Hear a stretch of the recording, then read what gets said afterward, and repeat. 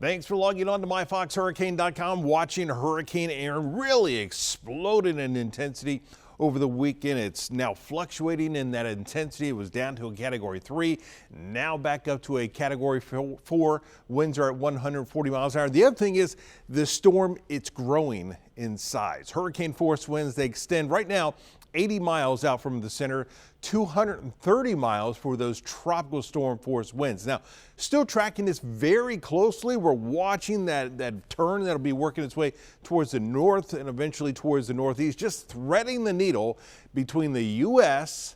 and Bermuda. So it does still, everything looks like that core of the hurricane, it will stay off the east coast, but there will still be impacts as this works its way right through Bermuda and say North Carolina. So we're going right in between these, but when you have this powerful of a hurricane, there are still going to be impacts. So here's that visible satellite loop, and really just from a scientific standpoint, a very impressive hurricane. Conditions are still really ideal for this system right now. You've seen a very symmetrical system.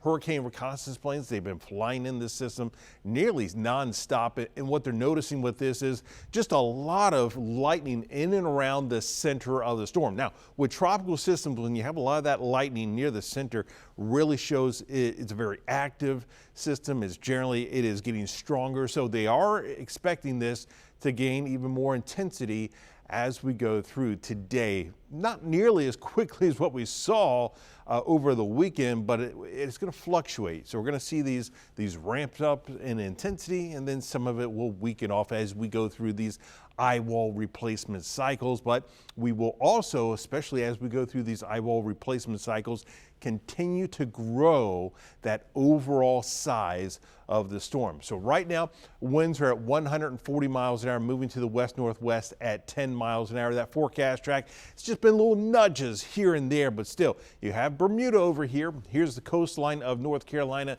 up to about 145 miles an hour as we head through this afternoon and this evening.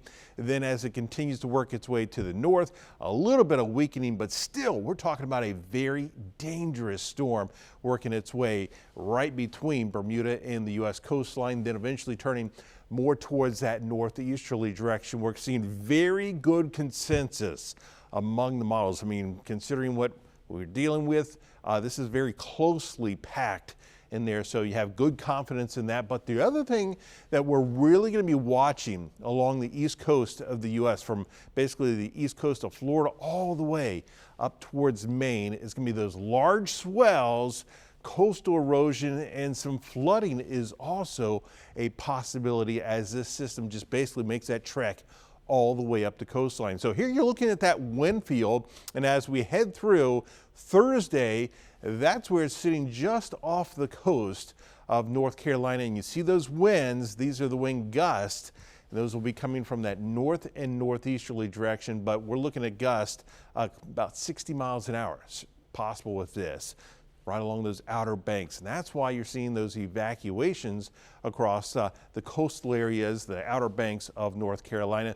Then it will continue to work its way away, but still, even along the coastline up towards Long Island, back into New Jersey, heading over towards Massachusetts, we're still going to be talking about some pretty strong winds in these areas. You can see that core of this stays offshore, but those wind gusts basically just raking right along the coastline as we go through the week. You look at the wave field with this, and that will continue to be a big determining factor on just how bad some of these conditions get as we go through the next couple of days. But you notice the Bahamas really protecting that southern end of Florida. But then you notice as you work your way up the coastline, heading up towards North Carolina, you're seeing some of these waves, wave heights up to over 20 feet. And then that even spreads up towards New Jersey as well. Now, a wider view looking at the rest of the tropics after Erin goes by.